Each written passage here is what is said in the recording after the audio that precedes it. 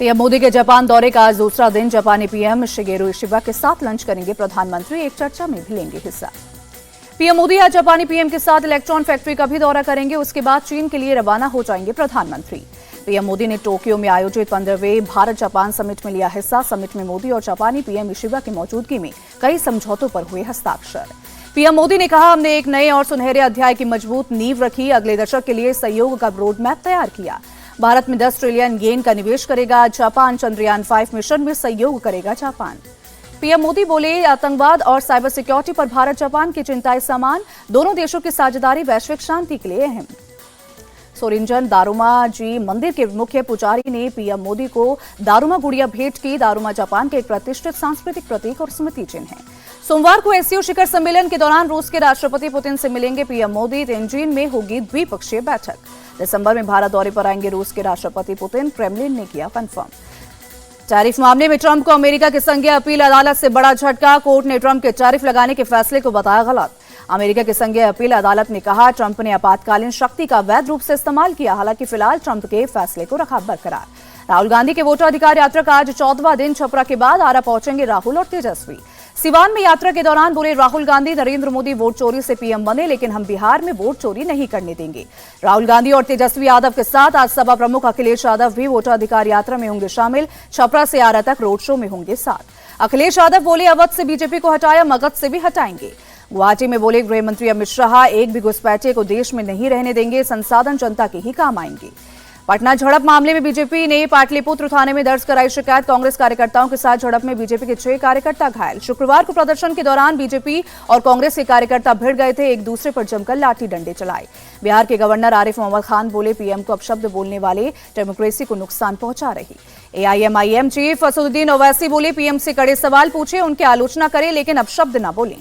TMC सांसद महुआ मोइत्रा के खिलाफ शिकायत दर्ज। बीजेपी नेता कौस्तव बागची ने टीटागढ़ पुलिस स्टेशन में दर्ज कराई शिकायत। बयान को भड़काऊ बताया। टीएमसी सांसद महुआ मोइत्रा ने विवादित बयान दिया था। कहा, गृह मंत्री अमित शाह घुसपैठ रोकने में नाकाम, उनका सिर काटकर पीएम की टेबल पर रख देना चाहिए। बीजेपी नेता रविशंकर प्रसाद ने महुआ मोइत्रा के बयान की निंदा की। बोले, वो विवादित टिप्पणी करती हैं। विश्व हिंदू रक्षा परिषद के अध्यक्ष गोपाल राय ने के नेतृत्व में आज संबल बचाओ यात्रा की होगी शुरुआत। 1000 भगवाधारी कार्यकर्ताओं के साथ संबल जाने का किया ऐलान। संबल हिंसा रिपोर्ट पर बोले सीएम योगी, संबल में सपा और कांग्रेस के कार्यकाल में हिंदुओं को चुन चुनकर निशाना बनाया गया, लेकिन अब डेमोग्राफी नहीं बदलने देंगे। सपा प्रमुख अखिलेश यादव ने संबल की रिपोर्ट को पलायन का दुष्प्रचार बताया। सरकार पर बड़ी विफलता का आरोप लगाया। मुंबई में मराठा आरक्षण की मांग को लेकर जारी आंदोलन आज दूसरे दिन भी जारी रहेगा। मनोज जरांगे से बात कर मसले का हल निकालने की कोशिश करेगी महाराष्ट्र सरकार। महाराष्ट्र के सीएम देवेंद्र फडणवीस ने मराठा कार्यकर्ताओं को दिया भरोसा। कहा, संवैधानिक दायरे में सही होगा वो करेंगे। केंद्रीय गृह मंत्री अमित शाह महाराष्ट्र के 2 दिनों के दौरे पर लालबाग के राजा के दर्शन के 2 और गणेश मंडल में जाएंगे। यूपी के सीएम योगी आज नोएडा और गाजियाबाद के दौरे पर रहेंगे। रक्षा मंत्री राजनाथ सिंह के साथ नोएडा फेज 2 स्थित एक कंपनी के कार्यक्रम में करेंगे शिरकत। इंडिया अलायंस के उपराष्ट्रपति पद के कैंडिडेट बी सुदर्शन रेड्डी का महाराष्ट्र दौरा। शरद पवार, उद्धव ठाकरे और कांग्रेस नेता से की मुलाकात। शरद पवार बोले, सभी विपक्षी दल के सभी नेता सुदर्शन रेड्डी का करेंगे समर्थन। विपक्षी पार्टियों की एकजुटता पर कोई शक नहीं है।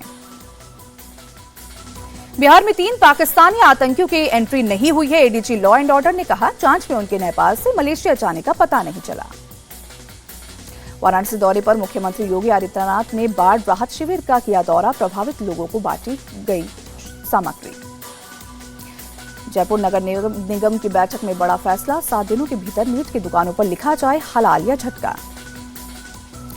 नोएडा में एनकाउंटर में 25,000 के नामी बदमाश जख्मी। अवैध तमंचा और कारतूस बरामद। पश्चिम बंगाल के आसनसोल में सड़क से गुजर रहे शख्स की 2 बाइक सवारों ने गोली मारकर हत्या की। वारदात की तस्वीर सीसीटीवी में कैद हुई। उत्तराखंड में बादल फटने और लैंडस्लाइड की घटना में 6 लोगों की मौत, 11 लोग लापता। उत्तराखंड के कई जिलों में भारी बारिश का अलर्ट। देहरादून, रुद्रप्रयाग, चमोली और बागेश्वर में रेड अलर्ट जारी। उत्तराखंड के कपकोट से विधायक सुरेश गड़िया का गन्नर बरसाती नाले में तेज बहाव में बहा। एसडीआरएफ की टीम ने रेस्क्यू किया। चंडीगढ़ और मोहाली में भारी बारिश का अलर्ट। मोहाली में गग्गर नदी के किनारे रहने वालों को घर खाली करने का आदेश दिया। हिमाचल के चंगा में बड़ी महेश यात्रा पर गए हजारों लोग फंसे। बादल फटने की वजह से भरमौर से संपर्क टूटा। मुरादाबाद में पुलिस की बदमाशों से मुठभेड़, कुल 5 बदमाश गिरफ्तार, जवाबी कार्रवाई में 2 बदमाश घायल हुए। इंदौर के एमजी रोड इलाके में एक बिल्डिंग में लगी आग, धू-धू कर उठी लपटें। कड़ी मशक्कत के बाद आग पर पाया गया काबू। ऑपरेशन के दौरान फायर ब्रिगेड का एक कर्मचारी भी घायल हुआ। भारत ने कॉमनवेल्थ गेम्स 2030 की मेजबानी के लिए बोली लगाई। लंदन में गुजरात सरकार के खेल मंत्री हर्ष सांघवी ने कॉमनवेल्थ स्पोर्ट्स के सामने प्रस्ताव पेश किया। बिहार के राजगीर में हॉकी एशिया कप का शानदार आगाज। मुख्यमंत्री नीतीश कुमार ने ट्रॉफी का अनावरण किया। दोनों टीमों के खिलाड़ियों से भी मुलाकात की।